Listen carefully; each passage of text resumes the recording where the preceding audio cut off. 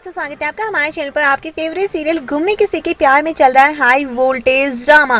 और अब भाई यहाँ पर पूजा के बाद जो तमाशा शुरू होगा वो काफ़ी इंटरेस्टिंग होगा, क्योंकि पत्रलेखा की बैंड बज जाएगी। पहले तो सम्राट ही उसकी क्लास लगा देता है और उसके बाद ये उससे पूछता है सवाल कि तुम सही पर हमेशा ही सवाल क्यों खड़े कर देती हो, और वो अब उसका जवाब मांगता है।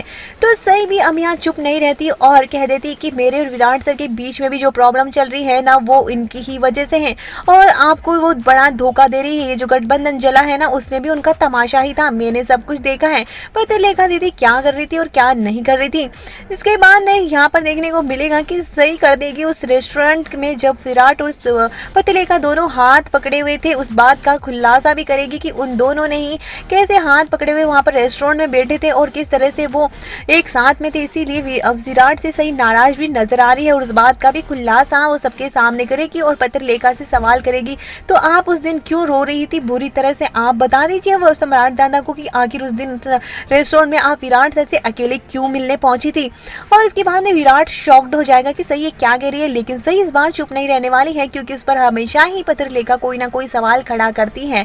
भवानी काकू भी उस पर चिल्लाती नजर आएगी, यहाँ तक कि पत्रलेखा की मॉम भी उस पर चिल्लाती नजर आएगी और कहेगी कि आप सही को ये क्या बकवास कर रही हो, मेरी बेटी ऐसा कुछ नहीं कर सकती है। और इसके बाद ने यहाँ पर वो कहती है कि तो आप खुद ही क्यों नहीं पूछ लेती है कि ये क्या कर सकती है और क्या नहीं कर सकती।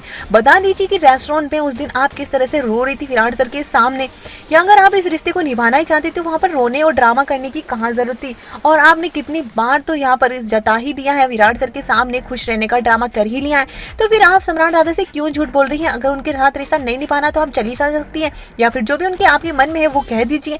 और सम्राट को तगड़ा झटका लगता है और पूरे परिवार को भी, जब सही यहाँ पर ये बात खुलासा करती है कि रेस्टोरेंट में विराट के सामने किस तरह से पत्रलेखा रो रही थी और उसका हाथ पकड़े हुई थी। तो देखना इंटरेस्टिंग होगा कि इस बात के खुलासे के बाद ने कैसे अब पत्रलेखा का बुरी बेइज्जती घर में होती है और भवानी काकू भी उस पर चिल्लाते नजर आएगी। तो देखना है कि पत्रलेखा कैसे अपनी मासूमियत यहाँ पर साबित कर पाती है या नहीं, या फिर अब सम्राट उसके साथ में रिश्ते हमेशा के लिए तोड़ देगा।